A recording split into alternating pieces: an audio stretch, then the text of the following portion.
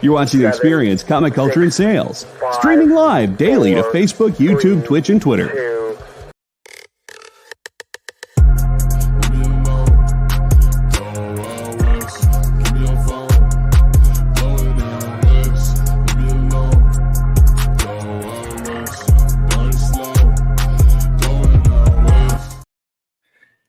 Hey, Bubs. Welcome to West Coast Comics. I'm your host, the Beard Vereen, and I'm joined by...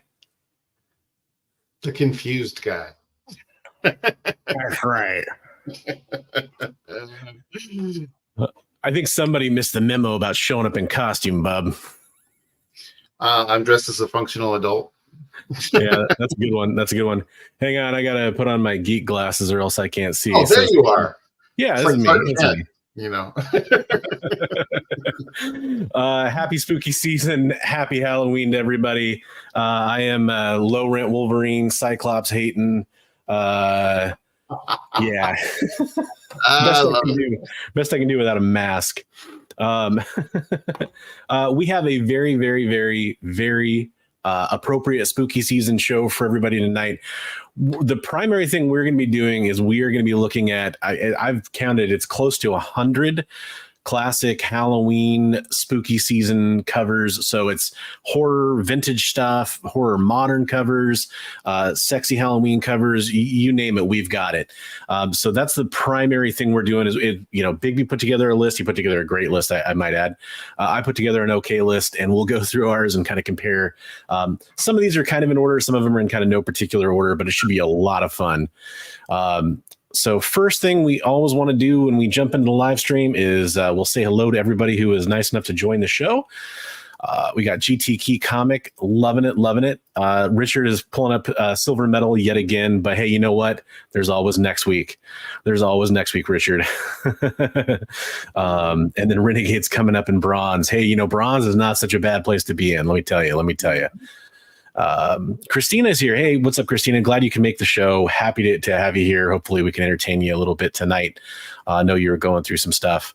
Lyle, hey, great to see you, Lyle. Thanks for being here. Love it. Love the emoji. And then we've got Eddie, what's up? Happy Halloween to you, Eddie. Happy Halloween. This is our last show before Halloween, so we had to really kind of do our best here to kind of do spooky season.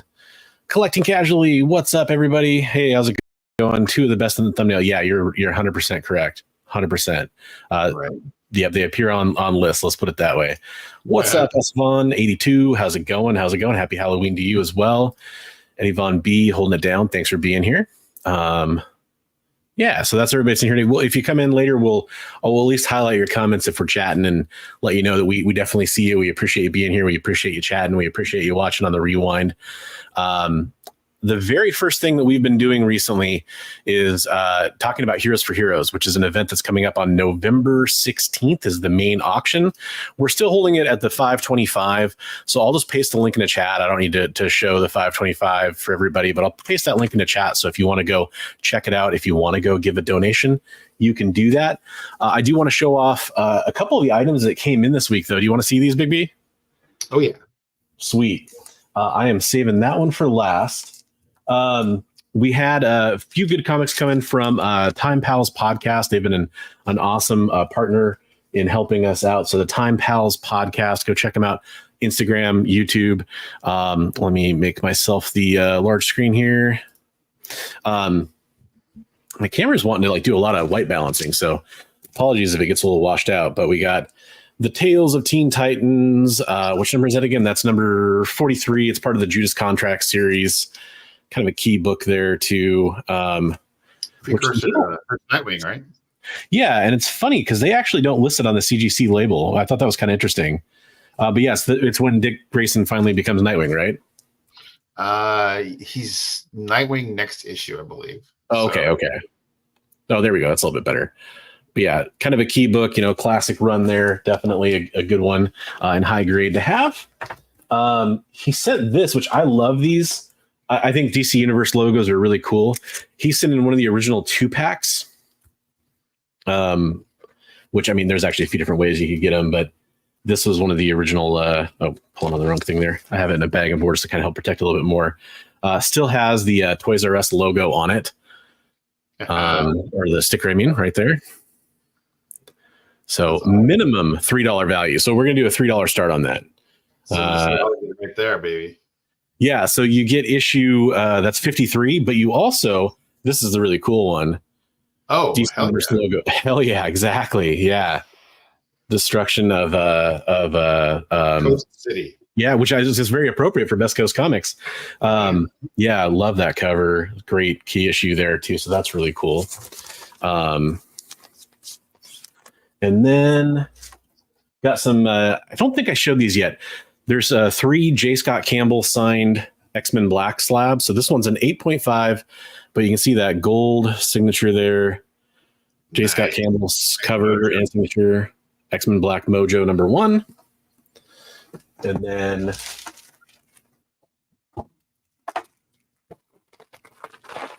Magneto. This is a 9.6 X-Men Black Magneto with that J. Scott Campbell sig.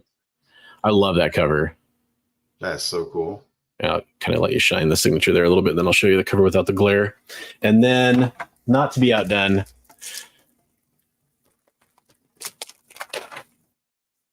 I'm the Juggernaut, bitch.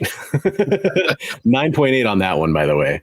That one, if I'm not mistaken, it's a black signature on the bottom there, but you do get the 9.8. All those are, yeah. I love that. So very cool. And then we had anonymous viewer sent this in.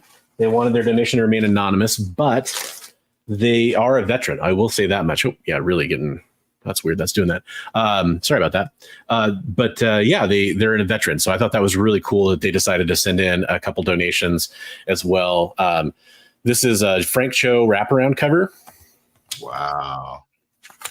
So, I mean, you can kind of see the wrap there. 9.8. So, and that's volume 5, #1. Very cool. Is that a variant on the Cho one, or? I'm pretty sure it is. It's Frank Cho cover wrapper. Yeah, it's hard to tell.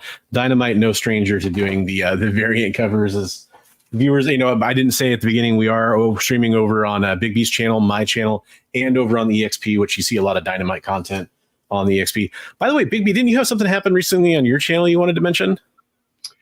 Oh yeah, since I got monetized, I actually have channel memberships available now. So congrats. We're doing something kind of similar to what Bronze does, and we'll do a monthly deal. So don't know how much I can talk about that, but watch for announcements on my channel. I'll do an announcement with more of that. But yeah, and thanks I've already got a couple people who've signed up. So thanks to the people who signed up. And that's cool.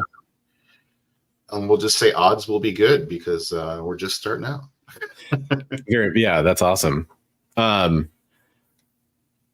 yeah, definitely go check out Big B's channel to become a member over there. If the paid membership helps support him, he just got monetized. That's an awesome thing to do. And sounds like there's going to be some pretty cool perks that come along with that. So, and while you're over there, go sub him up and go sub up over on the EXP as well. You can find the membership on the community tab is the easiest place to find it. For sure. The next 3 donations are pretty cool. They come actually from an author, kind of, I guess, think it's safe to say a fantasy author, urban fantasy, Ben Zackheim. And he sent in Star Wars The High Republic #1 and a 9.8. That's the A cover there. That's really cool. Multiple appearances in that book. Oh, yeah. Tons of Jedi, tons of characters. And then he also sent in this Incredible Hulk Future Imperfect #1, so first Maestro. Very and that's a 9.8 as well. I hid the grade, but yeah, that's and definitely not one you see in a 9.8 very often. George Perez goodness. Yeah. Yep. That's really cool. And then he sent in Perez. So I didn't want to bury the lead here, but he also sent in the biggest book we've received so far. So in your minds, we got some big books already. We got some big books. I think this is the biggest book on the docket. Everybody ready? In the chat, throw us a guess of what you think this could be. It's a modern Grail key book. first appearance. So I'm curious. I have no idea what it is. Can I make a guess? Sure. I'm going to say UF4. UF4. That's a really, really close guess. I would say this is kind of in that same tier of books, basically the same strata. We'll see. Ooh, Spider-Gwen. Yeah. Okay. Maybe a different publisher. Maybe it's the first appearance of Harley Quinn. Oh my gosh. Yeah. Wow. So we really want to thank Ben for sending that in. It is a very nice presenting copy. It is not perfect. He had it like a VG. I think it's probably kind of more in the VF camp. I don't know how well this will focus, but that corner right there, you can kind of see that's the worst thing on the book. But other than that, it's a nice looking book. Yeah, no, but yeah. So, hey, who doesn't want that book in their collection though? I mean, yeah. Lyle says absolute Batman. I heard that Wonder Woman is going bonkers too. Yeah. And I think I stupidly didn't. I have a couple of copies of Absolute Batman #1 coming, and I like the first issue. I can't wait to read more of it. I think I totally spaced out and forgot to get any of the Absolute Wonder Woman, which I really wanted to get, like the Jim Lee. But yeah, oh well. Yeah, I heard some reviews, and they said they liked Wonder Woman. They liked Batman, but they liked Wonder Woman even better. Well, you know, she's real nice, bub. I love the little bub under your name, by the way. Oh, I guess I don't need to be the large camera there anymore. Yeah, so those were some amazing donations that came in. Great. Chip Zdarsky's Spider-Man piece, I believe, is en route. We're working on having Mission 22 themselves on as a guest. It's going to be kind of when Big B would be at work, so it's probably just going to be me interviewing their community outreach coordinator. Probably like a late morning show, so that should be really fun. And we're working on getting Mark Bagley on because he donated his sketch too. So definitely going to have a lot of fun stuff coming on. Well, yeah, still at shops, especially probably in New York, but not probably around me. Some people I was watching said they had slot at shows this weekend for $15. Yeah. So yep, I've kind of said I'm a little bit in a wasteland. It's not like a barren wasteland, but the shops that are around me probably won't have it. We still need to do that episode about. Yeah, we do. We have a common link. Cell phones. Maybe I could ask Comics Limited. Maybe he was lucky enough to secure an extra copy or something. Or you want? He's got some good connections. Oh, okay, yeah, no, cool. I mean, if you're willing, shoot me a DM, because I definitely wanted to get a copy just to have for the collection, and I'm totally fine reading the rest of them digitally. But if you know where, let me know, and then I'll let my Discord know after I order, so some other people can get some copies. If you want, that's up to you, obviously. But thanks for letting me know about that, Lisa. Always appreciate it. Hello, by the way, and happy Halloween. So I think we should do the Halloween cover stuff first, because we don't have a lot of news this week. And this could take a massive amount of the show. I think it's going to be really fun. I think next year we should probably do like a lead up to, maybe do like 10 or 15 covers a show, like the 3 weeks before or whatever. But yeah, it's going to be fun. I think that I had a lot of fun putting together my list, or my vintage list is really good. My other stuff, I was really kind of. Bronze was watching me have a meltdown on my cell phone this morning, like bemoaning how many great creators I just totally, it's fine. I mean, there's what I was discovering is, like, over the last few days as I was digging through stuff, I'm like, I had some stuff that was in my head. I'm just like, well, that's going in, but I wanted to kind of look at, some other stuff out there, and I was looking around. And I was like, man, there's some stuff here that I totally did not think about or remember. And I'm glad that I would spend some time looking, because there's a lot more out there. Let me present this here real fast. So for those of you that didn't hear what we're doing in the show, a lot of this show is going to be talking about our favorite horror and Halloween covers, you know, spooky season coming up, talking about why we love some of this stuff and what it means to us. I will tell you in advance, for some of the stuff, maybe if we'd had a lot more time, we could have found better images. Some of the stuff's a little blurry because some of it's real vintage stuff where it's hard to find good cover scans sometimes. And, you know, there's like some My Comic Shop and Key Collector scans and stuff we have in here just because good luck finding some of it, or at least, you know, at least I wasn't successful at it for a few of mine. We next year will be a little more on top of it. Yeah. Hey, what's up, Matt from Pop Sequentialism's in the house. I have a tattoo of that Stevens 3D cover. Dude, that's awesome. I didn't know you had that tattoo. You have to send me a picture of it sometime. If assuming the A, you're willing to do that, and B, it's one that you feel comfortable sharing. No, Matt's an awesome guy. I always love talking to him. He's got some really interesting takes on everything, and knows a ton about comic history and comic art. So cool dude. Let's start off with, I'm going to pull up a Bigby's vintage list, starting with his, yours were in order, right?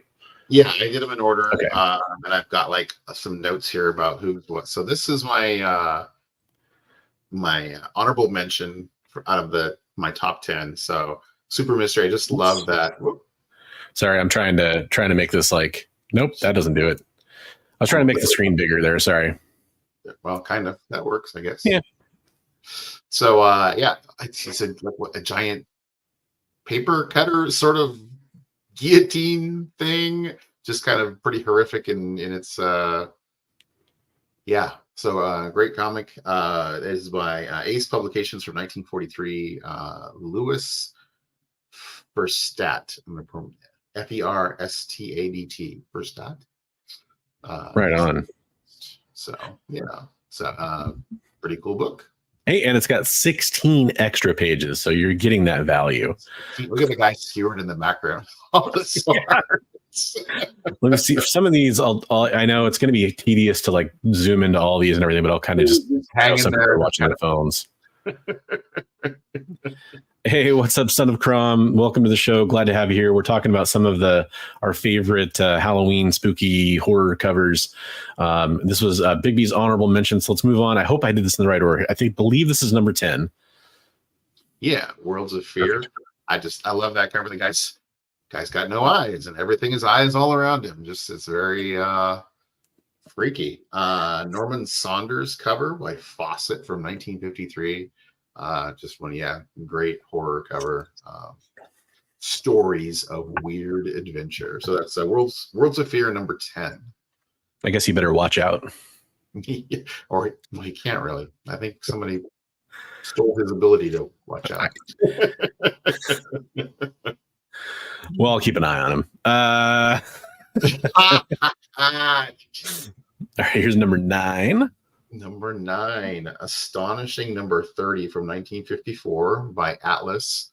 Joe Manili cover. The first few times I saw this cover back in the day, I couldn't tell if that guy was being disintegrated or raised from the dead. Sorry.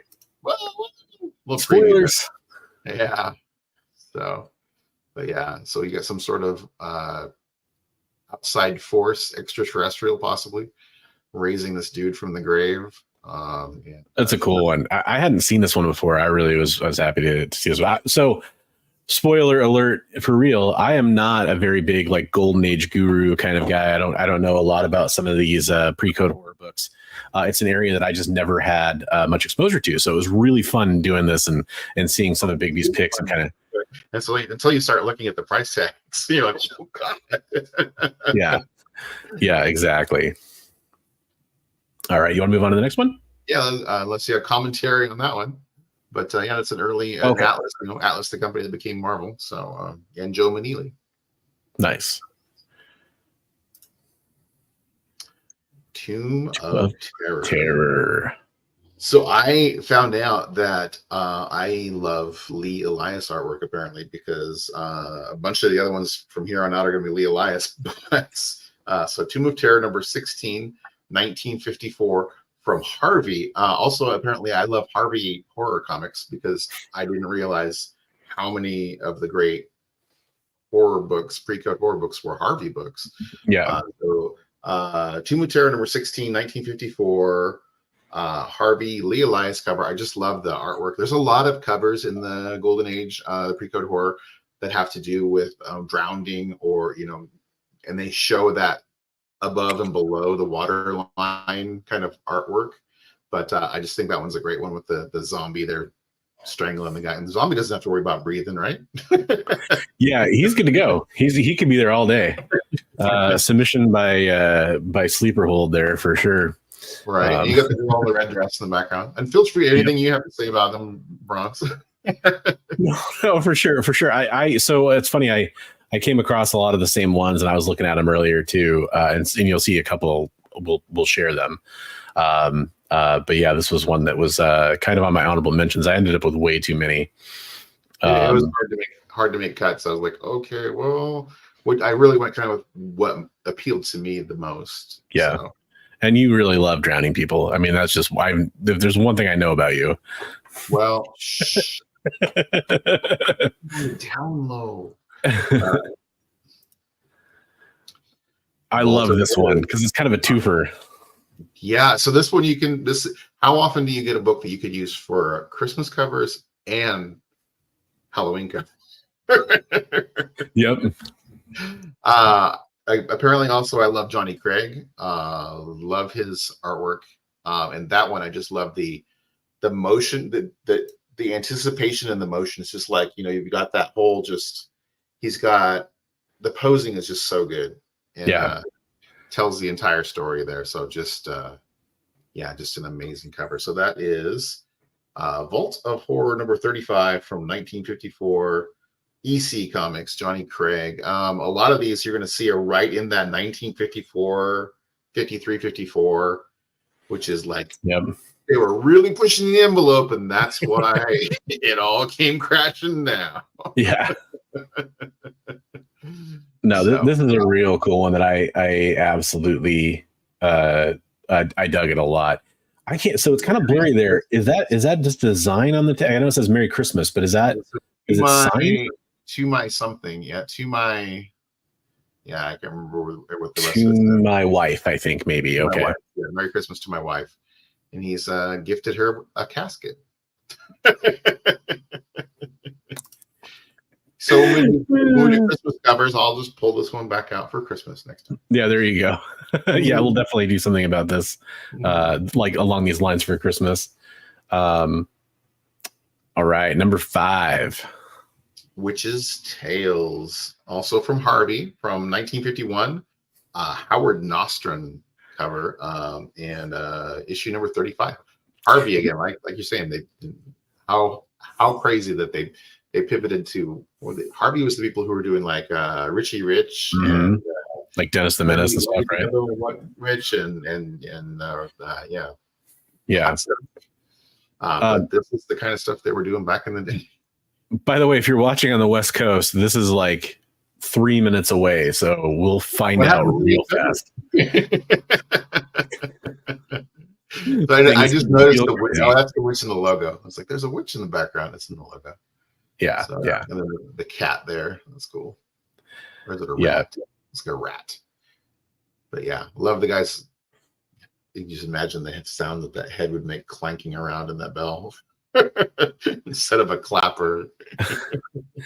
Mr. Nope talking about, I think about League of Comic Geeks, which is a very, very handy website. I use it all the time. I used it a lot for the research on this video. Ted says, I wish I could remember this anthology comic from the early 80s. An artist paints a demon that comes alive. Freaked me out. I don't know. I can't pull it, Ted, but I bet you, if anything, somebody in the chat or somebody in the comments after the stream will probably know. It might be one of the ones that we have coming up. You never know. Some anthology stuff from the 80s coming up. So Casper was the great gateway drug to Harvey. I love it. That artwork, I love the detail and the perspective and everything. It's amazing. Yeah. So this one, are they pirates? I'm not really sure. I think he's just a guy in the like the bell tower. He's just ringing. Oh, it's a bell. Okay, I didn't know if it was like the like on a mast on a ship or something like that. So I guess this is completely unrelated. There's some really great like pirate horror like style like sea C Comics. I don't know why. I just assumed they were at C. That's totally my bad. Mics and stuff, maybe, and you're thinking like a mask. That makes sense. Yeah. Yeah. But I love the perspective on this cover either way. Yeah. Amazing. Oh yeah. Chamber of Chills, number 23. Probably top 5 for most people. From Harvey again. And Chamber of Chills 23, Lee Elias again. So that's when I started writing down. I'm like, Lee Elias again? I'm like, wait, Lee Elias again? I'm like, wow, okay. So apparently I'm a Lee Elias fan. But yeah, I just love that cover with the give me a kiss, baby. There you go, Ted. See if that one rings a bell. Demon with a glass hand. Hey, John, how's it going? Welcome to the show. We're doing our favorite horror and Halloween related covers. This is Big B's list. Got a couple more left to go. I mean, this is when I think like this era of horror comic. I mean, there's 2 covers from Chamber of Chills that pop in everybody's mind. One of them's on the thumbnail. One of them's this one. Right. Yeah. I just love that one. That's it. And again, so much like action and detail. And yeah. It's so good.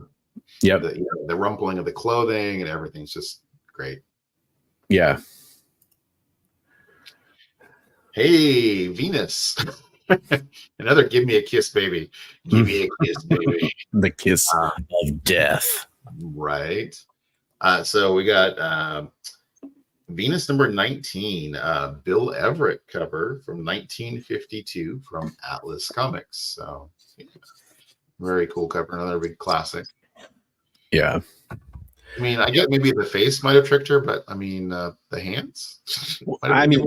He had skin gloves before that, so he had to take those out. Is that it? Yeah. Yeah, this is I like to think this is the inspiration for Face Off. There you go. I love the sculptures in the background too. Mm-hmm. 3 guys huddled in the corner. Yeah. Much.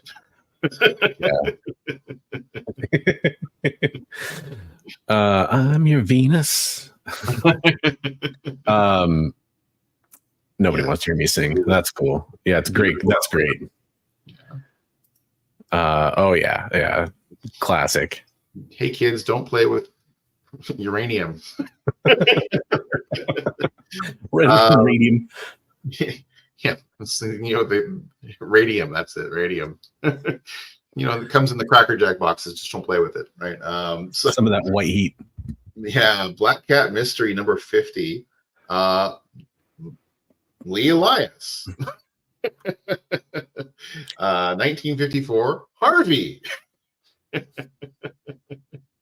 Yep. So, yeah, I just love you could just feel the terror and oh my god on his face, as he's disintegrating. It's like he can't feel his face, but you can feel it. Yeah. There's a song, right? I can feel my face. Yeah.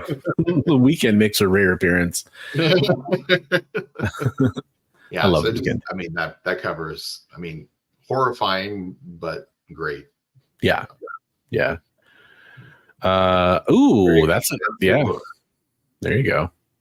See, I'm so glad Matt's here. Like he's just coming in with is the fantastic there with the guy's face is exploding and it's got the gear. It looks. I'm like, is he a robot or is he the gear coming out of the explosion? But yeah, that one almost made my list. Wow, I didn't know the Black Cat 50 cover art sold for $700K this summer. That actually seems a little low almost, but that's crazy. Right. That's an insane amount of money, but yeah. Yeah. We love it. You're my wonder wall. See, nobody wants to hear me sing, especially not a cappella. To 90s rock ballads. So I think we're gonna try to finish out your list, and then Speaking of Chamber of Chills, Chamber of Chills number 19. What's the artist, Bronze? Is it Lee Elias? It's Lee Elias. Might be coming in to round out the list of the Eliases. Lee Elias, Harvey, 1953, Chamber of Chills. This is a super famous cover, amazing artwork. And that one is what's the band that had the one that image on the cover? That's what made it so famous. Oh, I don't. The Misfits. That could be. I could see that. I think it was the Misfits had that artwork on the one of their album covers, and so yeah, okay. So that made it even more famous. But just that cover is, oh my God, just amazing. Yeah. Yeah, I think it's like the quintessential pre-code horror book, basically. I saw a parody of that somebody had done where it was olive oil, and then it was Popeye's hand. He has little sailor cufflinks on the. Looking through a can of spinach, like a see-through can of spinach or something. Yeah, I don't know, but that's pretty funny. But same thing though. Yeah, that's great. It was a hard choice between that one and my number one. I'm amazed this didn't land on number one, but I can't wait to see it. Boom. No surprise. Crime Suspense Stories number 22 from EC Comics. The book that brought it all crashing down. Yeah. 1954, Johnny Craig again, and homaged God knows how many times. That picture is really good because that is the file copy of William H. Gaines. So, oh, right on. So I think it's a 9.4 file copy. Wow. So is that the one he brought to court? I don't know. Yeah, he didn't do himself any favors in court. They were asking him if he thought that he had pushed it too far. He said, "Oh no, we could have made it even worse. The blood is black. We could have made it red." I mean, in a way, though, like by today's standards, you think about it. Wow, that's great. I mean, so my favorite homage to this has to be the Wolverine Sabretooth cover. What actually happens in that issue? I don't know if you know. Yeah. The beheading. Yep. Yeah. That's why it's such it's not just a throwaway homage. Right. But yeah, it's classic. I actually left this one off my list just because I know it's most people's number one, and I totally understand why. But I was finding too much other fun stuff, and I already knew you had it on yours, so I was willing to leave it off. But and start so you could what to pick around. Well, I mean, and like I said, there's a couple that I had locked in before I even had seen yours, so I was like, oh, okay, well, we're gonna have a couple of the same. But that was a fantastic list, man. Good job on that. That one was pretty good. The rest of my lists are like kind of scatterbrained, but like I said, I was going crazy today on the phone with Bronze, like, oh my God, I missed I forgot that too. Please put it on your list. And I was like, no. I made a couple honorable mention pulls just for him. But just a really good job there picking your books, man. I definitely appreciated that. So before we dive into the Bronze vintage list, do want to take a second to I mentioned earlier at the beginning of the show that we are streaming over on the EXP, which if you're not familiar with EXP, it's the experience on YouTube. They're also on Facebook. They're on Twitch. They're on X. They're on Instagram. I'm getting really bright again. That's how bright the EXP is. I just want to take a second to talk about what's going on over at the EXP. One thing that I wanted to point out is they're 10 subs away from 3,000 subscribers, which is a nice landmark.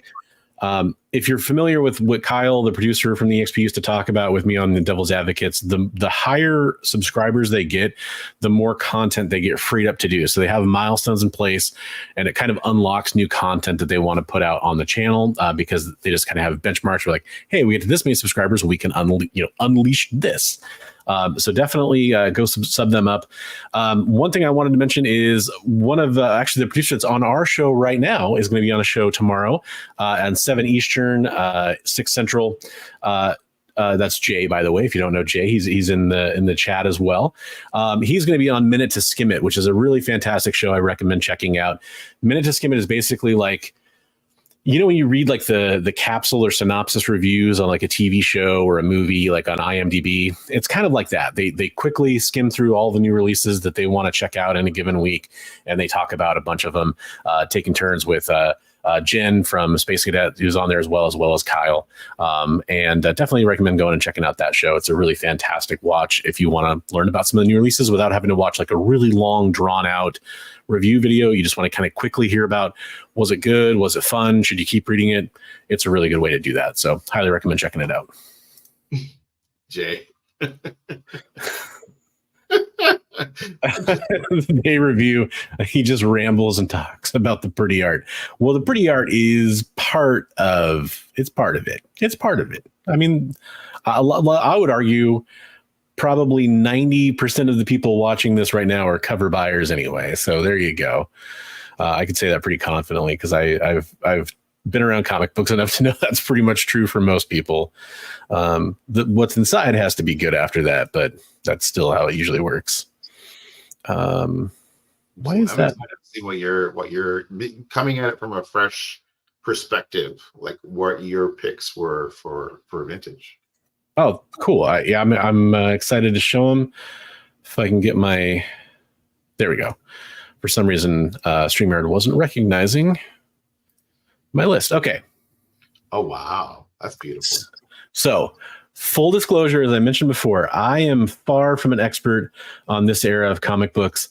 I just much like Jay, I just go with my eyes. I give it the eye test. So I look through a lot of lists of comic books from that era. This is Maurice Whitman, great cover, Ghost Comics 3 from 1952.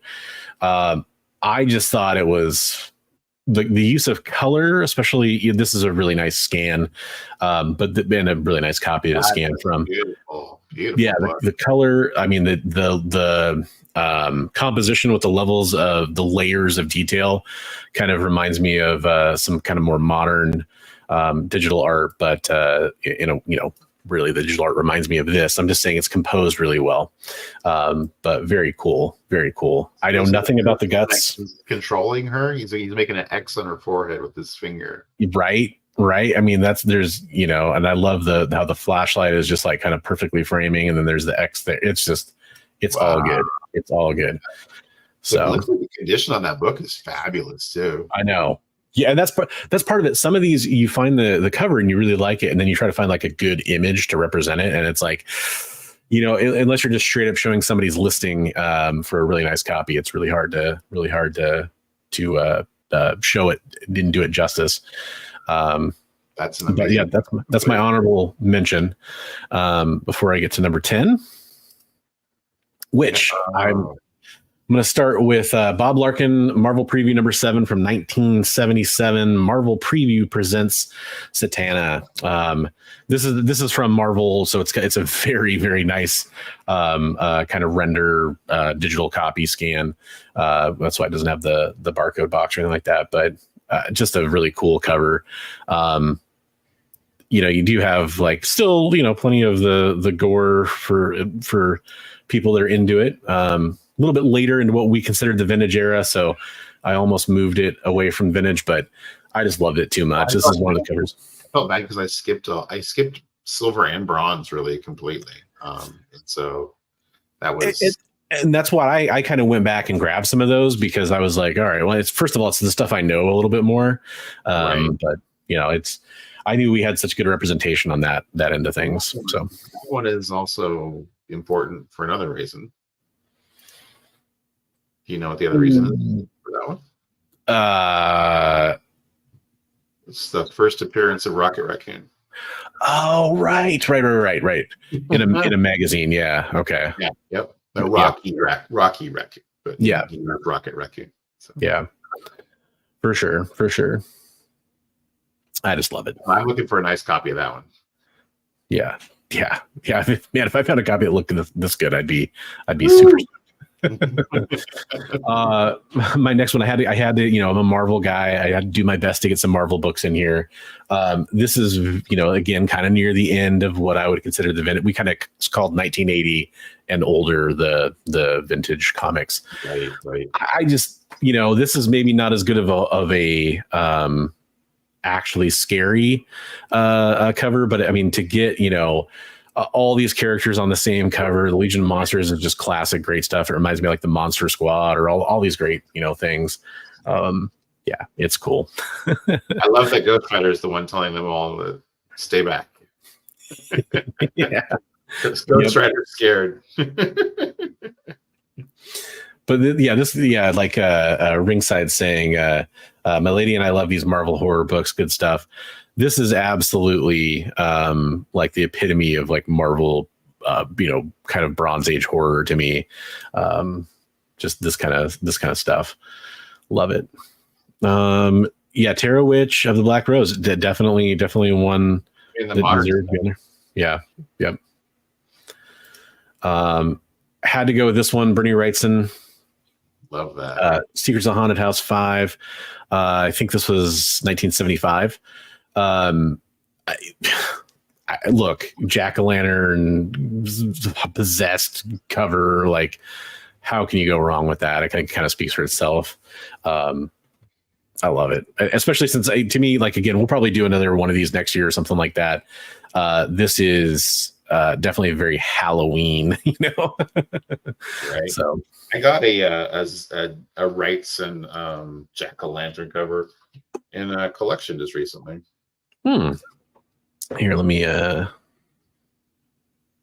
wow, that's going to be. There we go. There we go. Yeah, I thought that was kind of cool. Another distinctively Wrightson jack-o'-lanterns. Yeah. Nice. Let's see. That and do that. I ruined your whole thing. No.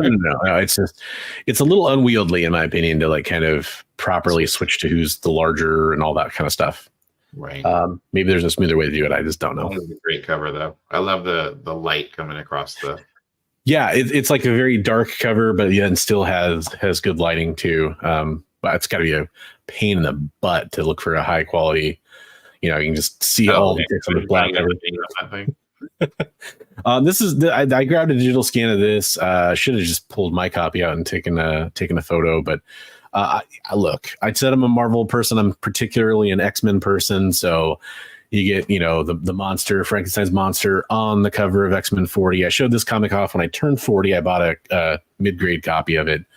Love this book. You can't go wrong with the classic X-Men and crossover. Frankenstein in Marvel too, right? Yeah, it is. It's like a relatively good key on its own, as well as being some Silver Age Marvel goodness or X-Men goodness. Right. So, but yeah, very good. Oh, I guess I should say it's George Tuska on this one too as well. I forgot to mention the artist, 1968. Right. So yeah, hey, Chamber of Chills coming back, making another appearance. Lee Elias is going to be undisputed champ on this list by the time we're done. That's why I already kind of said what I had to say about this one. It's just fantastic. It's fantastic. The two Chambers of Chills covers are just. He was before his time, I tell you. Like his artwork is just amazing. Yeah. I love this one. This is Johnny Craig, Vault of Horror 16 from 1950. Just the use of composition, I guess, really for the lighting is just perfect to me. I love that it's not a solid black too. It's like all masked line. Yeah, that's really cool. Yeah. So I really dug this. Other like issues that are going to be a beast to get in high grade. Look at that, all that. Black. Nigh impossible. But hey, this actually looked like it was a pretty nice copy. Yeah. I saw one that was way underrepresented on our list. That's for sure. Yeah. Love that one. Had to get some Frazetta on here.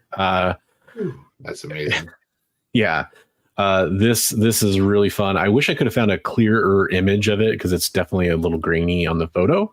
But this is just some gorgeous stuff. I know this is from Creepy. There's a whole Dracula versus Wolfman arc that I haven't read in Creepy that this is part of. I know it's collected with some of the gorgeous Frazetta wraparound cover too that I've seen. I don't know if he did that cover just for the collection or if it appears somewhere in one of these magazines, but there's also some fantastic art just associated with the collection too. but I love Wolfman. Always kind of been into the werewolves and Wolfman, and this is just Frazetta goodness. Well, yeah, it's your family tree, so. Yeah, well, it's true. Yeah, everyone thought Sasquatch. No, Wolfman. Frank Cho would approve of that cover. Yes, exactly. Very cool stuff. Love that. Speaking of legends, had to go with Neil Adams here. Absolute fantastic. House of Secrets 88, painted cover. Just, I think haunting is probably the right, best way to put it. So. A book that probably is not going to be on either one of our lists is the Batman cover with the castle, where he's over the castle. Yeah, that would be a great one too. I don't know why I'm getting that exposure. Sorry about that. I'm apparently turning into a ghost. That's what's happening. Apparently, so many bright ideas. By the way, this is another one that it was almost impossible to find like a high quality scan of, which makes me think the quality on this one has to be pretty abysmal out there in the wild. Those secrets from that era are really starting to jack way up in value. Yeah, makes sense. That's just the bronze Ghosterine. Love it. So I got two more left here. We'll go with another House of Secrets cover. Well, that's a great one. There we go. Yeah, Jack Adler. Bernie Wrightson. I have the wrong note on here. It kind of threw me out for a second. But yeah, this is just, to me, this is what like horror comics are all about. Like just the setting here, and you can see like the moment before the reveal, the suspense there, just perfect. Which Marvel bullpen gal is that? Oh, I don't know. I'm sure we'll be schooled in a second here in the chat. Wow, somebody's gonna say it. Not Louise Simonson, right? It might be. I don't know. Oh wow. Somebody will say it in the chat. I'm sure. It's a Marvel bullpen gal who became a very important writer and everything later on in her own right. But early on, she posed for that. Oh, yeah. Okay. Wheezy. There you go. Very Wheezy, cool. Who later on became Louise Simonson. Yeah. Okay. Oh, that's such a cool cover. I love it. Yeah. And then, of course, my number one vintage, I had to go Chamber of Chills. More Lee Elias, taking basically the gold medal if you average both of our scores, I guess. Right. Yeah. But yeah, again, not, apologies for not being super expert on these. Like I said, a lot of them are just things I appreciate for the art, and some of them were covers I kind of saw for the first time in years today when I was looking around. I was like, oh yeah, I've always liked that cover, so I got on the list. A lot of my modern stuff, I'm probably not gonna be able to tell you who the artist is. I was just like, that's a great cover. I was like, I didn't have any info on it. For sure. No, yeah, it's tough. But yeah, so we have two more ordered lists to show. Should we go straight to modern, or should we take a detour to the spicier, sexier side of comic books? Let's give like 30 seconds so people can chime in. Okay, so we have a sexy covers kind of collection, and then we have like the modern, every 1980 and later collection of covers. We're gonna go through both. Just let us know which one you want to see first. Yeah. What I wish I had done now is I had like alternated yours and my picks, so we could like go back to back. Like, here's my 8, here's your 8, here's my 7, here's your 7. That would be fun. I didn't think about that. By the way, though, great job. I love seeing your take on it. Well, it's the same, dude. Like, I think you had some deeper pulls, or some probably more, but in a way, probably more iconic covers. But yeah, girls, all of them.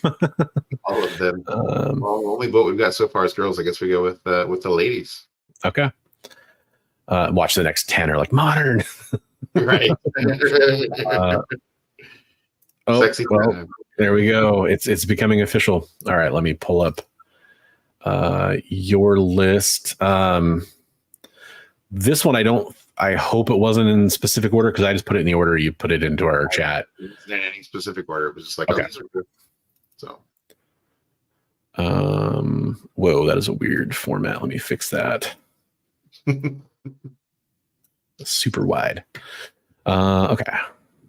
Hey, we don't discriminate. Wide covers need love too. Thick. It's called thick bronze. Oh yeah, okay. I see how it is. What's it? You put a free comic on this? No, I'm just kidding. I was surprised how kind of spicy that was for an Archie comic. I was like, yeah, you're not wrong. You're not wrong. I mean, that's a lot of that's a high slit on that dress.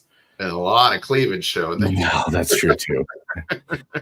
That's true too.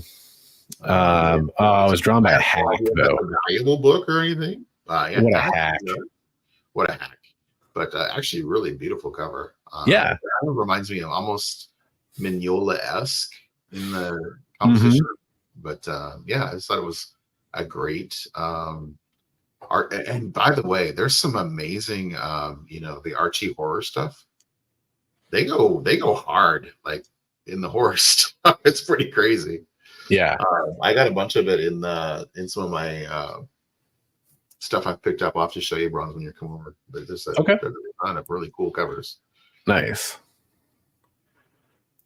So, yeah. Oh yeah. Yeah. Speaking of Dynamite, we got Betty Page. Is that John Royal? Yeah.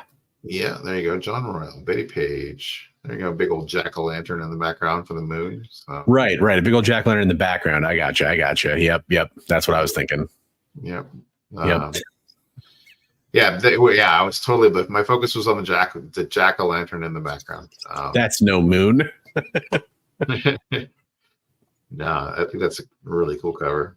Yeah, just a great rendition of Betty with the garters and the broom and everything. Sweet. Good job on the hat too. Hats are hard to draw. Yeah. Yep. That's really the feather in the cap of this particular drawing. Unintended. There's a feather in that hat. I know. I think the composition is great. The little wink and the clouds and everything, just really cool. No, it's good. I actively avoided this one because it was on your list. This one, I don't think maybe I overlapped one cover because I felt like I had to, but this one I was like, okay. I skipped a few that I knew you were going to want to do. So I was like, yeah, okay, I'm going to skip them. So, yeah. A little vampy, another Dynamite one. This was great. Yeah. Special. Do you know what year this was? 2013. Okay, 2013. Yeah. But I don't know who the artist is on that one. But Jesco. And then I was gonna say it looks painted. Yeah, Jesco under the right underneath her, right there, the jack-o'-lantern. Yeah, good call. Yeah, very nice. I'm gonna okay. I will appreciate your comment and not read it for the class that is this show. Damn it. Oh man, friend of the channel, Ivan Tao, doing some awesome goodness here. This is a brilliant one. Great Grim Fairy Tales. I actually stole that right off the Instagram. Nice. No, and this is like a perfect use of his kind of style too. That's great. It's amazing. Love the most of the time you see where they have the broom, it's all like straight. This was all just like gnarled. Yeah, I like it. I like the hats all like ripped too and stuff. That's cool. Yeah, just it's a very like almost abstract. Her hair is like, yeah, it's very cool. The way that because the way the like webbing and then the hair kind of almost like, yeah, very cool. Yeah, good choice. Thank you, Lady Death. Right on. That one's signed. I didn't even notice. Yeah, a lot of Polito signatures are going to be near the top like that. That's where he always signs. Right. But that's the artist signature. I was going to say, okay, who is the artist on that? Number one. Oh, it's down there in the corner by the My Comic Shop. Is his autograph? Well, yeah, I was just trying to figure out whose signature that was. 196. 196 is limited to 200 cover. There you go. Yeah. But yeah, just a beautiful picture of Lady Death there. Got like some wizard head. There was some more that were just like, I like that, just like a demure pose. They're not so raunchy. I went with a raunchier Lady Death cover, but I went with the nice version of it, which is not the version I own. It's one of the few naughty comics I own. Oh, Elias Chatzudis. Okay, there we go. I can see that a little bit, but it almost feels like, I don't know. It feels like maybe it's an older Chatzudis then.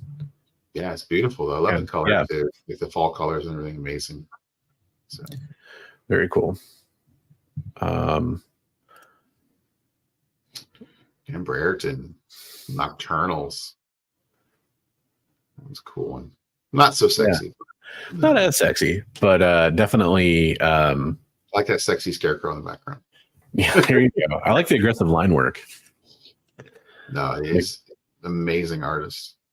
Yeah. Very cool. I bet we probably missed so many fan servicey ones, I guess what I'll say. There's a lot. There was a lot that we could have. There was, like I said, too much good stuff. And David Nakayama, I can see that right there in the background. Yep, DNA. That's a cool one too. That's a little more than he usually does these days too. I feel like, because usually he's just doing the character. Here you get the that's not even a moon. That's like a window. I kind of thought it was a moon, but yeah, you're right. It's like a stained glass window. Interesting. And then the wolf head, obviously, that's cool. So a Grim Tales of Terror Halloween special. So love the Zenoscope stuff. Sometimes there's gonna be a few on mine. Keystone Comic Con limited edition. There we go. Okay, nice. So yeah, I love his artwork there. I cheated a little bit on this. This is not actually a comic book. But it is J. Scott Campbell. One of his fantasy prints or something. It is a Fairy Tale Fantasies calendar. That Campbell did. So yeah. Just love the artwork on that. Thought it was really, really well done. Yeah. Again, I mean, the calendars and the prints and stuff he did that are associated with these. I love seeing it because I like J. Scott Campbell a lot. He doesn't do as much detail in his drawings anymore, I feel like. But this, you get like all the different monkeys, you got the background, you get some detail in the room. Like he's actually filling it out, which I appreciate. Right. I think that this is a little different. That like you're saying, like a lot of people say nowadays that Campbell draws everybody the same nowadays. But I think this is more. But this is recent though, I believe. Well, but that's what I'm saying. It's like on these for what, because they're his own stuff, I guess. I don't know, but like he does more. He fills it out more. Like ever since he originally started doing like the fairy tale fantasy stuff, he's kind of kept it consistent in that. All right. Hey, K-pop. Good to see you. Okay, let's see. Hey, K-pop, how's it going? I was highlighting her comments while we're talking. Oh, got to get some zombie tramp in there. A little zombie tramp. Love it. Pumpkin gets going on there. Decay? Okay, we're gonna go with Decay. But yeah, I thought that was a good one. I like the gutting of the jack-o'-lantern, the gourd there. You don't see that too often on a comic cover. That's cool. I was flipping through. I was trying to find something that was Coop that I could put up, but I love Coop stuff. Right on. And then I believe that's your final entry there, in no particular order. Another Betty Page. Yeah. Jack-o'-lantern, witch hat. It's got it all going on. Tombstones, a little bit of everything. Yeah. Cool. But yeah, just beautiful composition. I love that artwork. It's amazing. Nice. Good list. I appreciate all those covers. I kind of felt like I threw it together kind of slap hazard, but whatever. I mean, they probably all have stems, Jay. That's all I'm saying.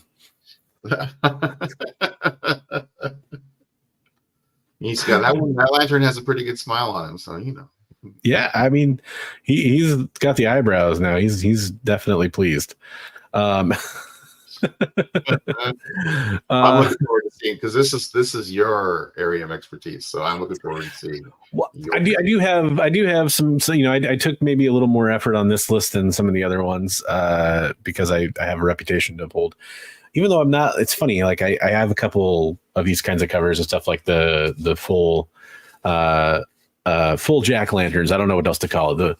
The full moons. The full moons. But I don't really have a ton of it. But yeah, I'm definitely familiar with a lot of the art. I did want to take a second before I show my list, though. Want to remind everybody, hey, we are doing the ad-free presentations for now. I'm hoping people are enjoying that a little bit more when we're not showing the ad breaks, but I do want to talk about some of the stuff we have going on over on our partner channel over on the EXP, which, by the way, just a few subs away from 3,000 over there. So go hit them up. They also have some great shows. We talked about Minute to Skim It earlier. Another show that I want to remind everybody about is somebody that Bigby and I are both familiar with. James from Mint Hunter Comics does some awesome claim sale shows over there. So you can check out his show at 8 Eastern, 7 Central tomorrow on the EXP. Check him out on Facebook, check him out on Twitch, check him out on X, Instagram, over on the YouTube channel, which the link for that is in the description below. He does some really nice books. Like he'll put up some really nice keys, some stuff you might be looking for. I think he takes some requests too. So he's got an extensive collection now that he's kind of shifted to doing more full-time sales stuff. So definitely go check out all of his stuff. He always has great books to offer. For sure. Yeah. And like you said, well, they were 10 away from 3,000 when we started the show, right? So I'm excited to see where they're at when we're done with the show. Yeah, it better be closer than 10, folks. Come on. You're gonna, but seriously, you're gonna, they're nice enough to have us on their channel. Obviously, you're gonna love some of the content over there. Yeah. Appreciate it, Ted. Thanks for stopping in. Make sure if you're interested in some of the rest of the covers, check us on the Rewind. Yeah. Hey, what's up, Steve? How's it going? Hey. Long time no talk. I hope you're doing well, sir. So let's see. I got to remove that and then put up my list. 1 second, folks. Okay. Get that a little bit larger.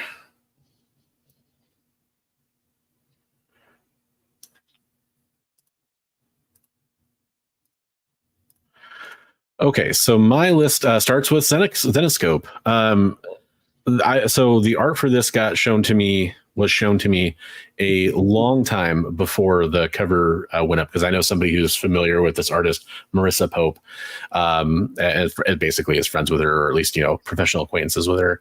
Unfortunately, this is my honorable mention, because Zenescope. I love a lot of your stuff, but you killed this cover with your trade dress and your it's not even really trade dress. It's your weird like border thing you had to do. Sorry, Zenescope, I'm just being honest. If you would have got rid of this cover would have been a lot better. I mean, it's a great art. It's just unfortunately that kind of obscures the parts of the cover that a lot of people were there to see. Yeah, for sure. But Marissa Pope does great stuff. I love her stuff. So she makes the list for sure. Go check her out. I think on her Facebook is probably a good place to follow her for her art. So starting off my list proper, it's funny, these are all for the same issue. This is the John Royal cover. Kind of got like a little bit of a, I like that it's like a moonlit moonbathing, I guess you'd call it, moonlighting. Right. But yeah. Very Campbell-esque. Yeah, John Royal is just like the Betty Page piece you showed, very Campbell school. But yeah, it does a good job. And then this is Richard Ortiz, who does a lot of Lady Death covers. This is the same issue, so all three of those are from the same issue. Kind of hard to like that cover. I don't understand. Well, I really like zombies coming out of water. Oh, that's it. Yeah, that makes a lot of sense now. Yeah, I like Richard Ortiz stuff, and a lot of it's probably a little too spicy to show on here. So, very nice. And I like the idea of having three covers from the same comic. That was kind of fun. Yeah, that is pretty cool. Hey, Jay says they're $29.93. Hey, there we go. So we made some progress. Let's keep it up, everybody. Let's get them subbed. EXP. So this is actually a really new comic, and so it's making the list recency bias in full effect here. For those that don't know, Mark Spears is doing this monster series. Just tons of great homage covers on the yeah. Like that Bride of Frankenstein that he did. Oh yeah. 100%. But yeah, that was a great cover. Here we go. Here's my Lady Death Halloween special. This is David Harrigan. See the theme here. I don't know. Yeah. So I actually like the naughty version of this cover more because it's like orangish red instead of pink. And it's not like full crazy. It's just, a little more risque than this basically, but enough that I didn't want to show it. So that's the cover I have, is the orangish one, but yeah, it's a good one too. David Harrigan does a good job. Yeah. Nice. Had to go with Sven Hughes. That is amazing. Yeah. Adam Hughes, Vampirella number 11 from, I believe, the original Dynamite volume. I could be mistaken. How often do you get sensual skeletons? I mean, come on. I know, right? Yeah, he did a good job on that one. That is super good. Yeah. Can't go wrong with Amanda Connor. There you go. Yeah. Yep. 2006 Amanda Connor. We got the pumpkins cover. That's all I can say. I had to get my pumpkin cover. We got whole pumpkins earlier. That's right. So yeah. Yep. And I love the eyes in the background too. They're all pretty happy. They're all different jack-o'-lantern faces, right? Yeah. There we go. Had to. Dave Stevens, Elvira's House of Mystery 11 comic I was lucky enough to pick up earlier this year because it got ridiculous faster than I expected it to. I never expected it to be as crazy as it was. They blacked out all the pricing and DC logo. Yeah. It's again, I should have just taken a picture of my copy and put it up here, but I'm too lazy to dig it out. Hey, nice, Eddie. I'm glad you got it, man. That's cool. Yeah, I have luckily most of the desirable Dave Stevens comics except for the 3D Vixens, which is probably, I guess, my Dave Stevens grail at this point. But I've been having to try to scoop up some of the lower hanging fruit ones. This one's starting to move though. This one and the Seduction of the Innocent cover. Right. Speaking of which. So this is one that's grown on me a little bit over the while. Like, it wasn't ever my favorite of his, but again, now that I've acquired a lot of his covers, it's kind of, it's like, okay, well, I've almost got to become like a completionist in some ways for his, like, his good girl art covers and stuff. And yeah, but hey, more jack-o'-lanterns, right? So right. I love the head hiding in the jack-o'-lanterns down there. Yeah.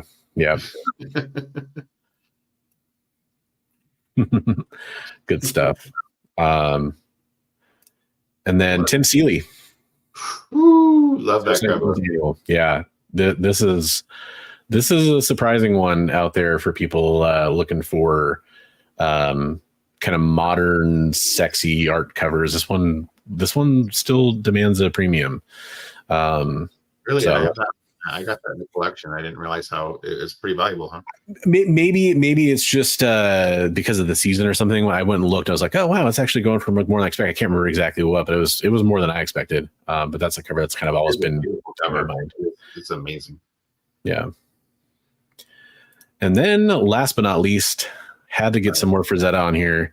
I think this is kind of, just thinking about the historical significance of who Vampirella has become in her place in comics. And so many of the covers we talked about tonight and everything already had to have her on there. So yeah.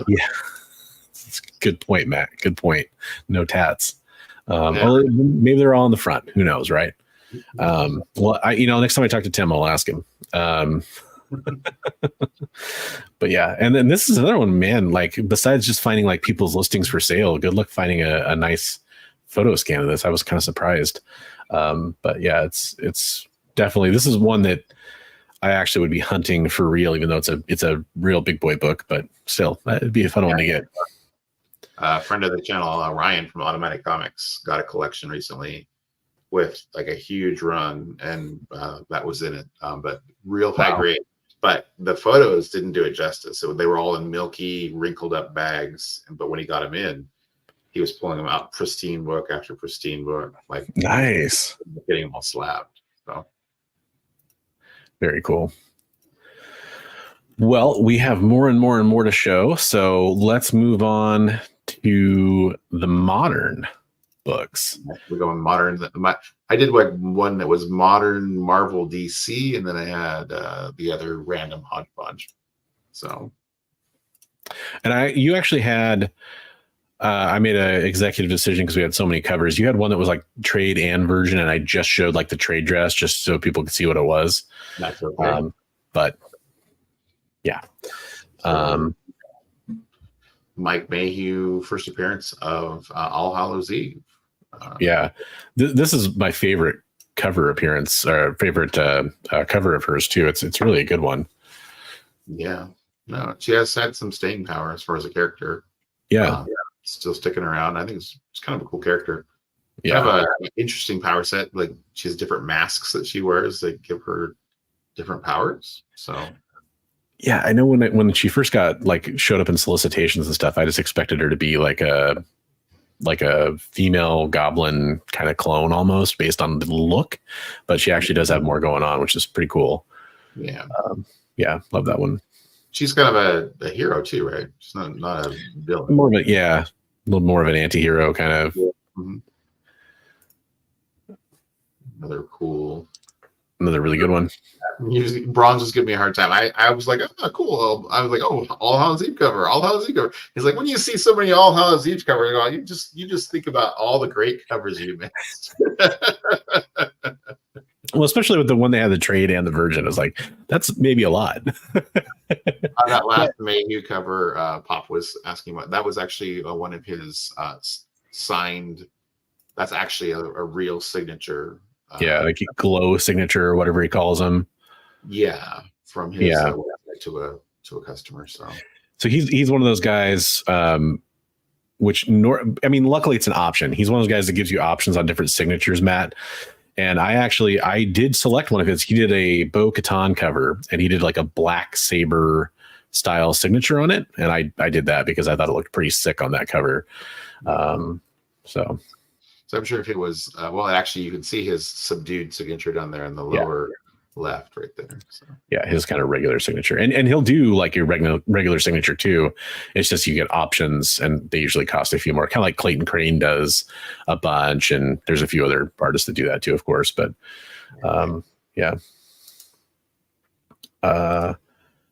yes, classic. Bill Sienkiewicz. Pronounce it correctly. I don't know. Sienkiewicz. Sienkiewicz is what I've always understood it to be, but when I was a kid, we always called him Bill Sienkiewicz. Mm-hmm. I know West Coast Avengers, he has a whole slew of, and he has a sticker even that says Sankowitz. But it's a great cover. Sienkiewicz, Storm becoming Bride of Dracula. Bill Sienkiewicz. I love it. That actually. There we go. I love it. That's great. I love the look on Colossus's face, but Storm's face in the background is amazing. Just great. They are terrified. As well, they should be. You know what I really like? Pretty darn powerful. Now she's a vampire. I mean, come on. I really like Bloodstorm from Mutant X, like that version of that character where she didn't ever turn back. That was really cool. Right. Oh yeah. They're telling the stories about the heroes, and all the heroes are monsters, scaring the crap out of all the villains. Here's how this one really goes, folks.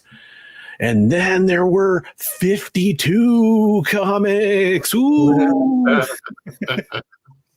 No, I love the way the Flash has the skeleton face, and Batman's the vampire, and it's pretty cool. Yeah. And the look on Poison Ivy's face there. Is that It's a Blue Devil, maybe. I always thought it was. Yeah, it's kind of that one. I don't quite understand. Yeah, Superman there in the background. Yeah. Right. I don't know what they're trying to. Aquaman is like wearing a hoodie. Like, is that his superpower there? Some frat boy. I don't know. That's terrifying. Yeah, that was a pretty cool cover. Yeah, you can't go wrong with Long Halloween, right? Totally. I would have chose this one if I hadn't seen it prominently in your list. I'm like, okay, I'll avoid that one because it's such a good one. And there's also like several of the collected and the reprints and stuff like that to have great covers as well. So right. So great Tim Sale cover. Hey, there's mine with the blacked out logo. But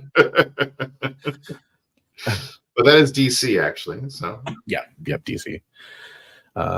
Very cool. Yeah, can't say enough good things about this. Yeah, it's a great cover. Oh yeah. Going back, this is the new series, right? The last Halloween. This says Long Halloween #2. Yeah, this is the this is no Long Halloween. Underneath this is the last Halloween. I think it's the. I'm sorry. You're totally right. You're totally right.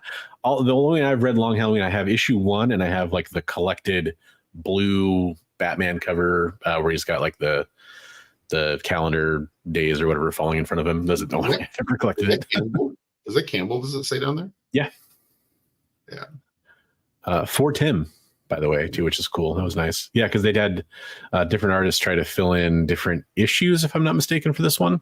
Yeah, homaging his style. Yeah. Somewhat. So yeah, it's really very cool. Hey, it's Hallows Eve. Another recent one, but I thought it was a really cool cover. It is a very cool cover. She's got the powers of the masks. Ooh, she's got Thanos there, Fin Fang Foom. That's really cool. Pardon me. That's cool. Yeah. Wolfman. Werewolf by Night. I'm not sure who's the other one there. So I was trying to see who the artist was. Very cool. Yeah, that was a great cover. Big Night. Oh, interesting. Okay. So yeah, her eye, you know what, Chad, I know what you're talking about. Her eyes, because this eye or this eye, whichever one, looks a little off. I know what you're talking about. Right. It is interesting. Like I think he was trying to capture more of her likeness, kind of though too. So yeah, yeah, she has kind of an asymmetrical face. Oh, this is great. This is a great book for several reasons. Underappreciated booty cover for one. I'll just throw that out there. Right. You could almost say Gigantus cover, but not quite. Gigantus? Well, because she's like in the middle ground, so she looks like she's huge. Right. First appearance of Elsa Bloodstone. Yeah. Kind of a big key. Yeah. Super low print run book too. Not highly ordered. So I have a copy of this. And I really want to find #2 because I like that cover a lot as well, just to kind of keep going on the set. But I have never seen a #2 in the wild for whatever reason. So now I know something to keep an eye out for you. Yeah. Very cool. I think that's your last one, right? Yeah. I think so. Yeah. Cool. That's good selection. Good selection. Yes, that's your last one. Okay. And then we have like at the end, we'll have kind of like a bonus round of just kind of honorable mentions, I guess. Bonus. Which actually this first one of mine kind of is an honorable mention because Bigby mentioned, I'm like, oh yeah, we definitely got to show this. Oh yeah. Dave Stevens. Yep. Twisted Tales. I was like, I threw a bunch of Twisted on one of my lists, but I didn't put the Stevens cover on. Making out with the zombie punk. Yeah, the dead boys. Oh, excuse me. So this starts off my list proper here. I love Trick or Treating covers. I think they're really cool. Can't go wrong with Adam Hughes. And you can't go wrong with having all the different Dark Horse characters of the time. Trick or Treating with the mask on. Love it. So, yeah, that's a good idea. Absolutely, Chad. We 100% should do that. There you go. What's that zombie doing to I mean, they do say love is a battlefield, right? So this is Avengers Halloween special. I thought this was just a really cool cover. That's cool. I've never seen that cover before.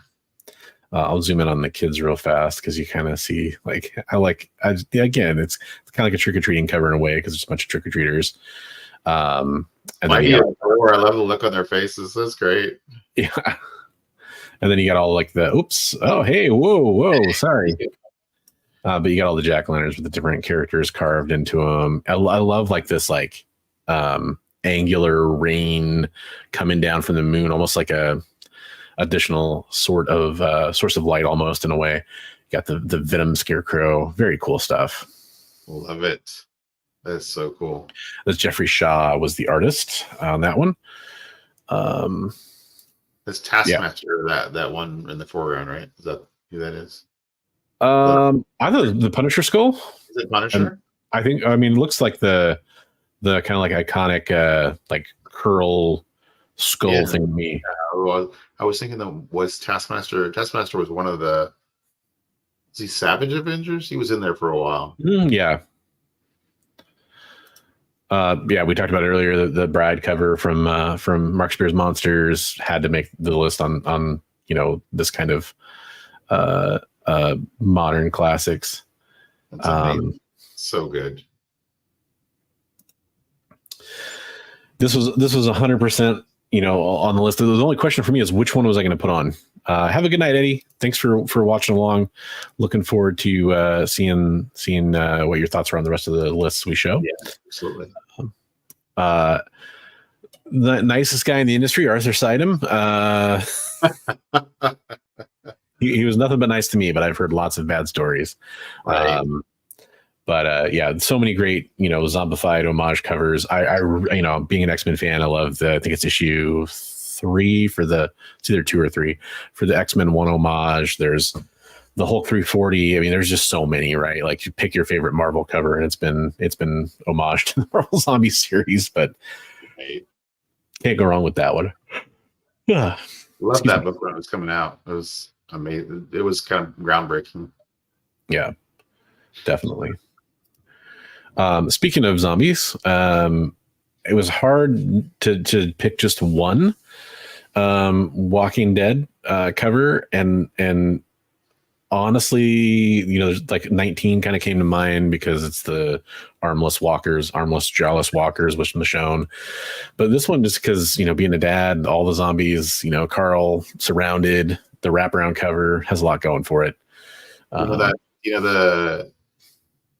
That is the time period where they did the first reprint of Walking Dead #1, and it's a bookend to that cover. It's the other side is Rick surrounded. Oh, right. Yeah, for sure. So it's Rick and Carl back to back. Yeah. Surrounded by zombies. Yeah, very cool. Yeah. Had to go. This is a Jeff DeCall, 1 in 25 for Something That's Killing the Children. It was hard to pick. I think I picked 2 Something That's Killing the Children covers. This one I've always thought was rad. This is issue 8. Gorgeous work. Love that. Got some Spawn. Absolutely. Yeah. Got some Capullo in here with McFarlane on inks. Spawn 88. Love that cover. That's great. I got a bunch of the Spawn covers around this in the collection I picked up. Unfortunately, I didn't have this one, which kind of bummed me out. Just minor kind of bum out, but love that cover. Yeah, that's amazing. Had to get some Harley in here. Had to get some Frank Cho in here. That's right. There we go. Yeah. That's awesome. That man can do no wrong. Hey, that's the wiener dog from Liberty Meadows. Oh, I was trying to figure that out. That makes sense. Yeah, okay. Yeah, I like it. The Wiener Dog, he appears all over the place in Frank's stuff. That's cool. Zek. Oh, there we go. Had to get Zek on here. GI Joe 43. Good pick. Yeah. Good job, man. That's awesome. Love this cover. And every time this cover comes up, I have to point it out. People always want to know, so is that the character in the comic? No, the artwork like this does not appear anywhere inside the actual comic book. This is just kind of like a metaphor, artistic interpretation of the story inside, basically. But yeah, love that cover. Love pretty much all of Zek's G.I. Joe covers are masterclass. Pretty much all of Zek's covers. He can do no wrong. I mean, yeah. Okay, this is my favorite horror cover comic, modern horror. This is Nice House on the Lake #1, Wanted Comics exclusive, I believe, by John Gallagher. I love this set so much that I ordered 2. There's a trade dress, a minimal trade, and a virgin that were available for. I ordered 2 sets of it at the time. Ended up being like a kind of a classic modern cover already. Looks like just, if you look at it from a glance, it's like, it's a sweet, bathing suit cover, but you really start to kind of dive in and it's just creepy hands and everything everywhere. Yeah. Everywhere. Yeah. Love it. So that's awesome. Very cool.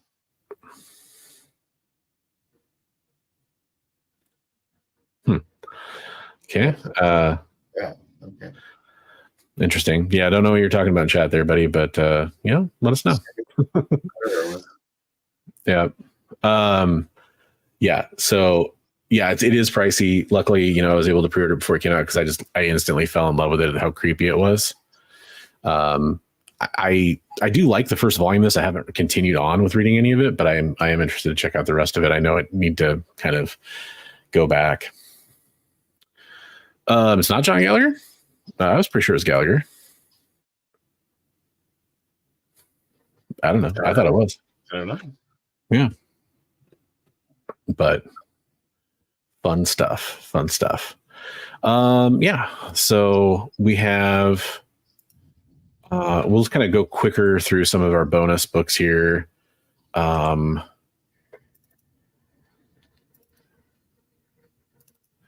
We'll get back to some more classics here on Big B's side for sure.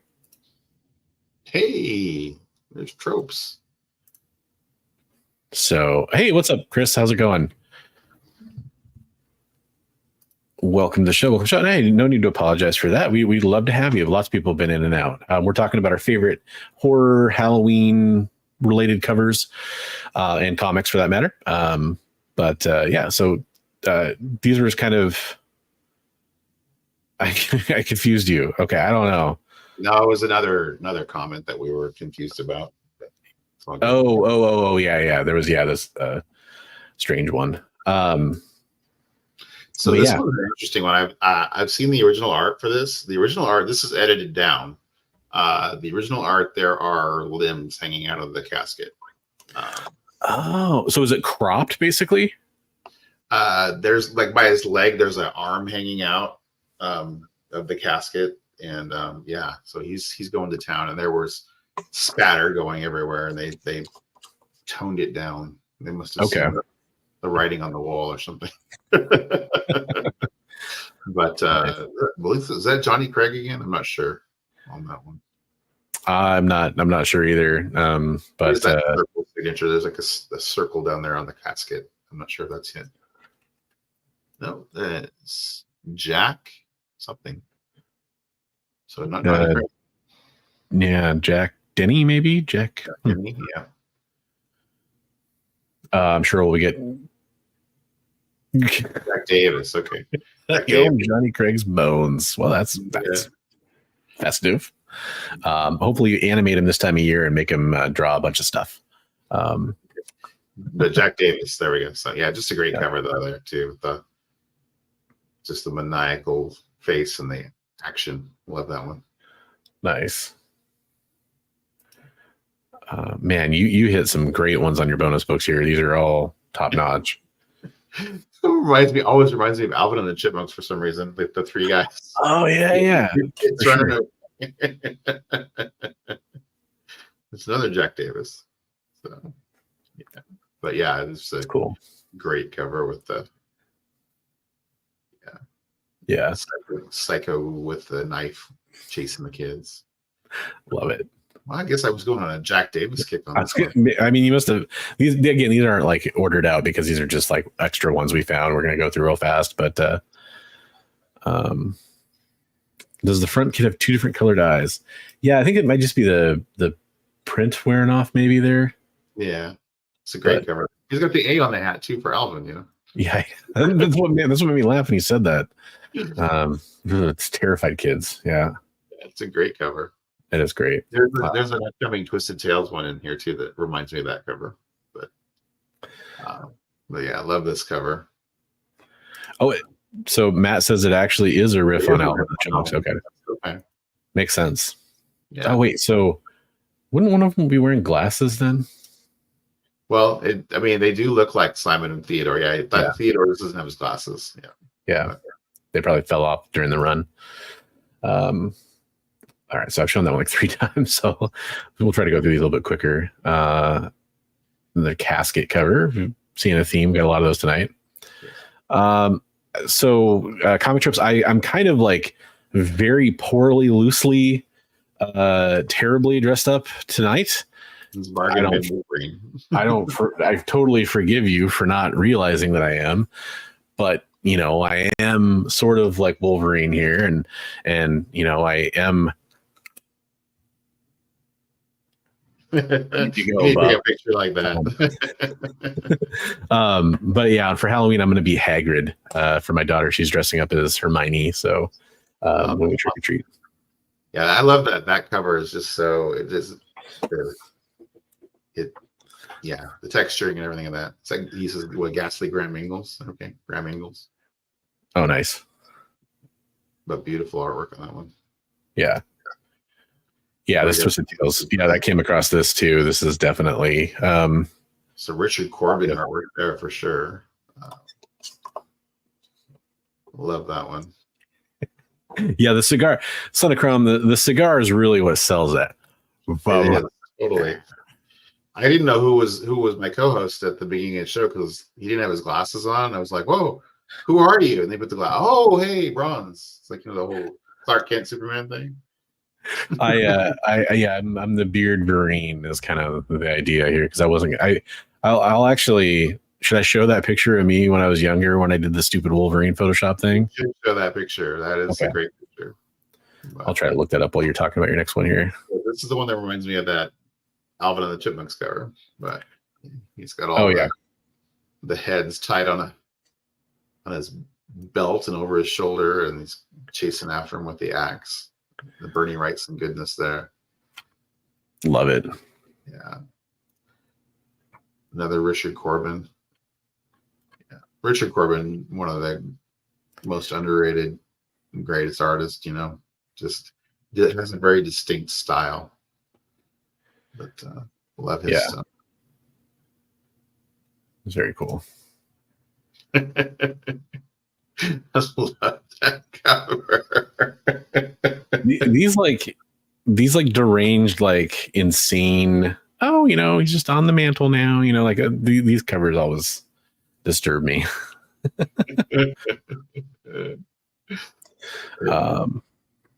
Love it. That one, that's one of my favorites right there. Yeah, it's just a great cover. Yeah, good colors. I was hoping to find some of this stuff when we were digging at Frankenstein. I know. Yeah, I was definitely like had my eye on horror comics. I didn't really come across a ton, but I was like, yeah, you know, people aren't really bringing that kind of stuff. It feels like, but it was on my mind. John Bolton. Okay, I love this one. Yeah, they're like kind of like, oh, we're relaxing in the hot tub. He's got the worried look on his face, like, hey, I think we're being cooked. He's like, this is fine. Everything's fine. We're all fine now. How are you? Um, That's like, is it soup time yet? What's going on here? Just the look on his face. I love that look on his face. Like, hey, yeah. I think we might be in trouble. Love it. Comic Tropes wanted to know, has a horror comic ever disturbed you after you put it down? Yeah. Yeah, I'd say there's a couple for me, a couple Sandman issues and some of the Walking Dead stuff disturbed me. Specifically the Michonne revenge issue. Yep. That's some stuff with the governor and especially that part. Yeah. Yeah. That one. There's been quite a few where I read them and I'm like, wow, that was good. Wow, that was messed up. Yeah. Yeah. Oh, that's I haven't read it yet, but I've heard. Yeah, I've heard a lot about it. I picked up a big chunk of that at Frankenstein, and I have a whole bunch if you want to read it, Ross. Okay. So. I definitely am interested. Trying to think of anything else has disturbed me. Not necessarily horror. There's been some non-horror comics that have disturbed me. Let's put it that way. But they're more like schlock, trying to shock value. Is what I'm trying to say. I see a lot of Vertigo stuff. Definitely, it's pretty well written, and very the art is just that's so cool. Very 70s. Going with my bonus books here. I don't know a ton about any of these books per se, but Fernando Fernandez, just thought that was just a spot on, like, screams horror when you look at it. Much like She Will Be in a second, it looks like. So we'll go through these a little bit quicker because I know we have been just showing hundreds of covers here.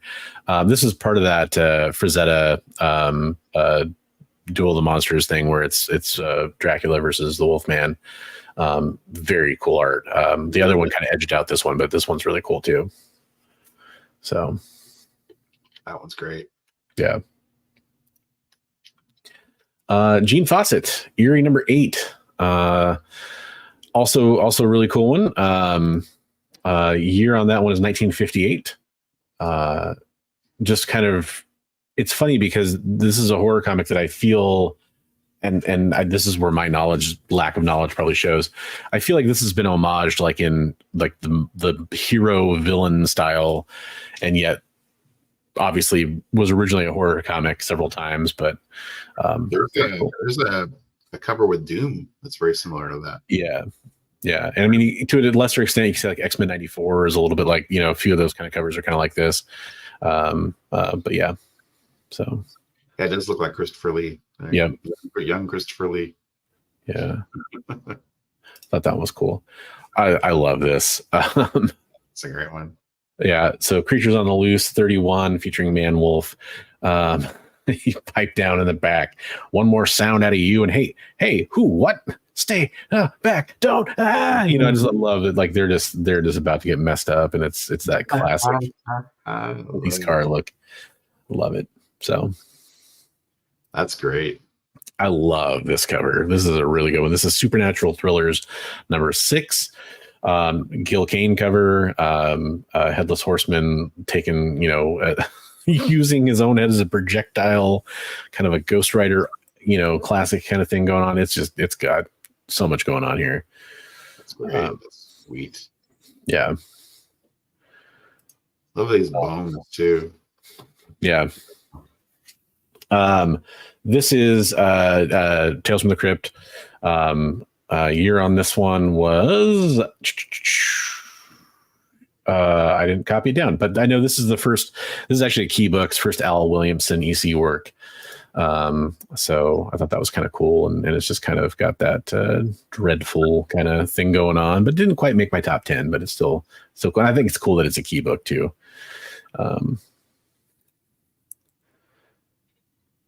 Yeah.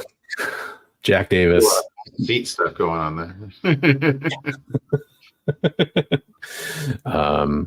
So just another cool one too that didn't quite make it, but especially having seen the Man Wolf cover, it kind of reminded me of this. So right. Had to talked about Something's Killing Children. I've always loved the Frizzen Something's Killing Children covers. This one, the red, black, and white kind of version, the black and white, all the gray tone or whatever version. I love all of them. But just this is what actually got me to start reading Something's Killing Children. Is I was like, oh, that's cool. Like I'd seen the mask around. I was kind of late to Something's Killing Children. I've seen the mask. I was like, it's all right. But then I saw this cover. I was like, yeah, all right, it looks pretty cool. And I checked it out. And I'm still one of my favorite modern series. So,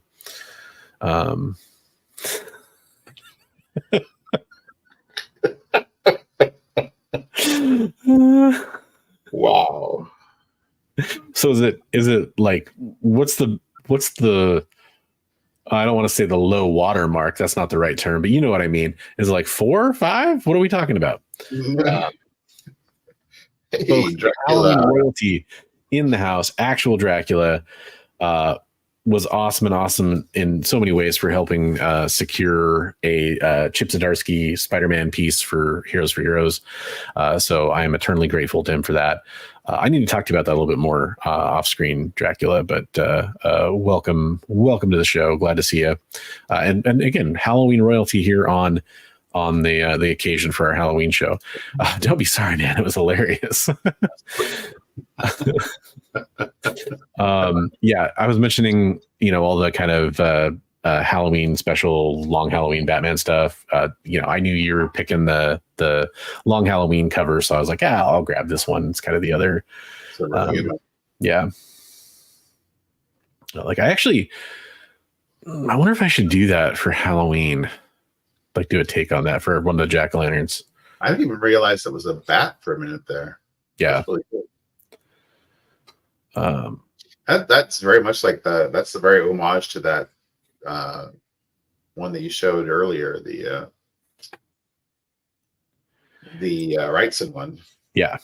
Same perspective with the floorboards and everything. Yeah, if you had like the hands coming out of the top or something, it would totally sell it. I thought this was neat. Nick Hardy, Witching Hour, just everything waiting behind the doors. Happy Death Day, which the movie Death Day kind of made me think about. It obviously came way after this comic book, but there you go. It's classic. Very cool. This is actually, this should be on Big B's list. He was the one who's like, oh yeah, we gotta include that one. You're 100% right. But speaking of Nick Hardy, House of Mystery classic 174. Yeah, that one is so good. Love that cover. Yeah. Again, the driving car theme ones, a bunch came up, so I just had to kind of throw this one in here too with the kind of reflection going on there. But yeah, that's cool. Wally Wood too. Yeah, gotta have some Wally Wood in here. I don't think we really talked about him enough tonight. Right. Very cool. Speaking of, it's an alphabetical, I think, for that one. So another Wally Wood cover. Wanted to make sure we had represented him. What if that cover was the middle finger? You know what? Give it a year and that'll be an homage cover that one of these comic book stores does. There is I don't know if you acted on it or not, but there is a Brave and the Bold that is that cover, but it's turned a little bit and it's Batman with that hand coming on. Batman looks terrified. Yeah, I looked it up and I didn't grab the cover scan because I had pulled like way too many covers at that point, but I should have. Oh, and then I mentioned Walking Dead 19. So there we go. But I had to pick a couple Walking Dead covers. I just felt obligated considering how much I love so many of those. That's a great one. That's like her brother and her boyfriend. Yeah, brother and boyfriend, right? Yeah. Spoilers, man. I'm just kidding. Whoa. Another Wally Wood ended up on the list. Had to. Very cool. Yeah, and I think, oh man, I kept going. Yeah, so this one's one I shared this one earlier because I pulled this out of a collection I bought. and just snapped a quick photo of it because it's, again, I like the trick-or-treater covers, the cat coming in, it's cute, just everything going on there. It's awesome. Yeah. Speaking of which, Spawn 323 Bjorn Barron's cover. I love, you got, Captain America, you got Batman, you got Wonder Woman coming up to the clown. Yeah, just great. He's like holding like hearts in his hands and it's just brutal, man. What does it say? Warning, dangerous demon on premises. Oh, dang it. I hate if I get too close to the edge, that happens. That's what she said. Dangerous demon, enter your own risk. Wow. Violator there. Very cool. Yeah. So there's like a rib cage there in the fog in the background. That's and awesome. Then you got the Spawn. That's so cool. Not Captain America. Right. That's so cool. Very nice. Just so much going on there. Very cool. And then these are Chrissy Zullo covers. I didn't. There's a bunch of great ones. I only pulled out a couple. I think the Batman one's really cool, and I really like the Harley one. I thought that was really sweet. Again, I like the trick or treat kind of stuff. I think it's really fun. Just like I like Christmas covers and 4th of July covers and that kind of stuff too. But just takes you back to being a kid. So, good job. I love your picks. Thank you, man. You too. You did a great job picking out some amazing stuff. Folks, if you're just now joining us, like Rude, hey, what's up, Real Rude 6? Thanks for joining the show. If you're just joining us or just now commenting or whatever, we definitely have lots of great covers for you to check out if you want to watch on the rewind. We have, almost 100 vintage, modern, sexy stuff, just the kind of range. And yeah, I'm looking forward to doing this next year already. Like we're going to do some, maybe some user submissions, pick, kind of different categories, maybe kind of tease it out throughout the whole spooky month. From Mark Buckingham with Snow White, Bigby and the Wolf Pack trick-or-treating as Death and the Endless. Wow, that's cool. Wow. That's cool. Hey, if you send me that tattoo photo, send me a picture of that too. That sounds really awesome. So Chris brings up a great point. When is Heroes for Heroes?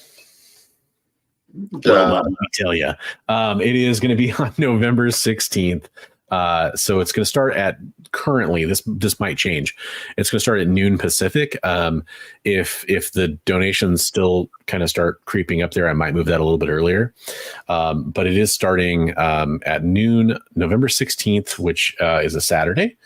And we are going to have a community art stream. The date, I'm not going to announce the date yet because I don't want, just in case it changes again. But we're trying to get our artists lined up for that, and our host, which should be pretty fun to announce when I do have time to announce that. In the meantime, before now on November 16th for Heroes, where we support veterans and Mission 22, I do want to remind people, hey, if you want to go out to your employer and get your businesses in your area, ask them if they're willing to donate to a cause like this. Again, we are an official charity partner with Mission 22.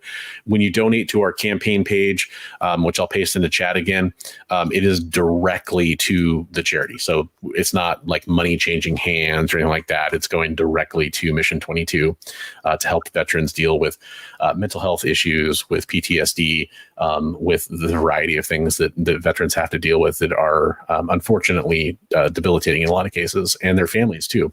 And they're a very well respected charity. So in the meantime, we are going to have a representative from Mission 22 on, at least one, maybe a couple people next week. Probably a late morning show, and I'll make sure to announce that when it's happening and everything.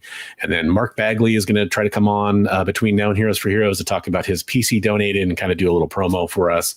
That's going to be really fun as well. It'd be nice, to get some of their people involved to do that as well. But we got him committed to trying to do that. So Comic Trip says, I want to draw G.I. Joe Transformers for the event, but I also work on weekends, so I'm trying to plan ahead. Totally understand. I think we already have our winner, but there is still, if you go to my community page on the Bronze Age Nerd YouTube channel, there is a poll. By and large, it's going to be, I think it was Shockwave and Ravage versus... Ooh, oh boy! Who is the other two? Shockwave and Ravage versus Snake Eyes and Timber. Snake Eyes and Timber. That's what it is. Okay. Yeah. Because somebody else said like Tomax and Zema versus like Frenzy and Rumble. Is that the other one? Yeah, I was like, that's a lot. So I hope that's okay for you, Chris. I know that's more characters than you signed on to do. But if that's the winner so far, hey, maybe another one will pull out ahead before you get started. Yeah, so if you're okay with that, if that's too many characters, because I know you just wanted to do like one Joe or one G.I. Joe character and one Transformer character, let us know and we can definitely pare that down. But for those that don't know what we're talking about, Chris is going to do a sketch cover, G.I. Joe Transformer themed sketch cover for the donation for Heroes for Heroes. Yeah, so we have lots of great sketch covers, lots of great original art, lots of great comic books like the piece the comic I showed we got earlier. We got the first Harley Quinn there, along with tons and tons of great comics. We have, Golden Age books and all kinds of fun stuff that everybody's going to love. So I definitely recommend checking out Heroes for Heroes. Link is pasted into the chat. It's also in the description down below. So definitely check that out. Before we do leave, there's a couple things I do want to just kind of remind everybody about. One of which, besides Heroes for Heroes, one of them is that we are just a few subscribers away over on the EXP from that 3,000 mark. If you haven't subscribed to the EXP, I highly recommend it.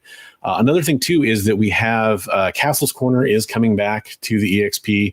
John Spilios is coming back and doing some quick reviews and shorts to the EXP. We're very excited to have him back because he had to step away for a little bit, but he's going to be back doing those, which were really successful, really popular. It's called Castle's Corner, so we're excited to have that back. And last thing I wanted to mention is tomorrow at 11 Eastern, 10 Central, Kicking It with Henri Compen is doing his sales show, so definitely go check that out.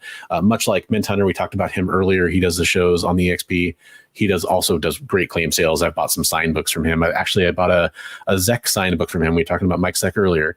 So definitely go check out his shows as well. So I'll draw the three of them hiding in Soundwave's tape deck. And it's a super close up of the tape deck, but the glass is cloudy and you can't see inside very well. Now that is smart. Oh, correction from producer Jay, which gave me the times for this earlier, 10 Eastern, 9 Central. It seemed a little late, but I figured you knew what you were talking about. Just because Chris said that. There we go. Is it going to focus? There we go. So a little Soundwave action for you. So, but yeah, leading into Heroes for Heroes, we definitely want to try to get as many people eyes on this as possible. Like I said, we do have some people that are reaching out to businesses, like their employers, that kind of stuff, because a lot of those companies will do donations. If you need any of the tax info information, hit me up. I can get you that to you, so you can go to your business and say, hey, could we donate to this cause? That would be awesome. I really appreciate people are like Take the Time Collectibles was posting about how great Comics Curing Cancer was, which is an event that I definitely support every year or two. Comics Curing Cancer is C3, run by Rob Fat Stacks and DJ Links and Legion of Comics. And he was posting the stuff. You guys like, hey, that's a great cause. Can we shift over supporting Heroes for Heroes? And I really appreciated that post because that was just really awesome to see is, kind of that same support. They raised a lot of great money for cancer research, which is fantastic. The American Cancer Society is a cause that definitely needs support. I'm really happy that we can get some support for this cause as well. So I appreciate that. Last thing we should probably mention again, because we talked about at the beginning of the show, is Big B has a new initiative over on his channel, which his link is also in the description below, by the way, if you want to get over in the Big B McFly, the comic book guy channel. But Big B, you want to tell us about what you have going on over there? I'm now monetized, so I have memberships, and I'm going to be kind of doing the same kind of thing that we see every once in a while from Bronze every month, doing some thank yous to people who are members. So yeah, very cool. So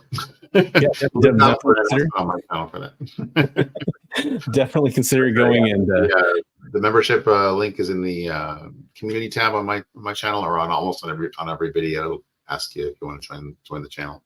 So yeah, highly recommend it. I think for as far as like doing cool promotional kind of stuff and kind of giveaway type stuff, seeing the kind of stuff Big B has and knowing like some of the plans he has for this, I highly recommend going and checking it out. I think it's going to be a lot of fun. Good stuff. Donating kisses. Well, I mean, if people want to donate kisses, to me, they have to be run by my wife, the Copper Age Babe, first, but it's something we could definitely talk about. By the way, I had to take off my X over Cyclops because the painter's tape just was not sticking, except to my beard. It sticks to my beard, but yeah, we definitely don't like Cyclops around here because we're Wolverine, bub. So are we gonna punt the news to next show? Yeah, I've got a hard out at 10 o'clock here because just life, all that kind of stuff. So I think the news stories we had, there's only a few of them, and we can definitely talk about them next week. Kisses on the – I like that. There we go. Yeah. If you want to come kiss a cuddly bearded guy on the forehead, I promise I won't scratch. The stupidest costume ever, but it's all I could do on short notice. I can wear my wizard hat again, which I wore last year. Appreciate everybody stopping in for the show. Hit up all the channels that we talked about earlier. I know it's a lot of cross promotion, but I think they're all great channels that you have content you should go check out. Next Monday at 8 o'clock p.m. Pacific, we will have another great show for you, lined up with awesome news. We'll probably be able to get back to the community artwork. By the way, if you have community artwork, which means if you have artwork and you're watching this show right now, send it in to us. We'd love to feature it on the show, and we're going to do a competition after Heroes for Heroes, where people are going to vote on some of the submissions we've had from you, the best ones that we picked, and we're going to see who's the ultimate winner and gets a prize pack from the host of the show. We're going to send you some stuff. So free to enter. All you got to do is send us that community artwork and get it in before the end of the year. So, Jay, where are we at for subs? Did we go up? We should find out. Oh, I'm out. Jay is typing right now. Yeah. There's so many subs now. There was like 18 million subs while you guys were talking. Right. Well, let's go back over that. So the EXP at the beginning of our show was 10 subs away from 3,000, right? Yeah. So we're 5 subs away. If you at the end of the show, if you guys can hop over there and sub up the EXP, the experience, that would be awesome. Get them up over that 3,000 hump, and then they're going to unlock some new content, right? Yeah. Every time they hit a milestone, you're going to see more and more content come out from them. So I highly recommend it. Sweet. Well, hey, everybody have a good and safe Halloween and spooky season and all that fun stuff. Be safe out there. And we look forward to seeing you on the next show. In the meantime, everybody have a great night. And remember to read comics every day and share your love of comics with everyone you meet. You never know where it may lead you. Some spooky mansion out in the middle of nowhere, but maybe it has some comics. Free comics on the side of a van is my nightmare because they'll get me every time. All right. Have a good night, everybody.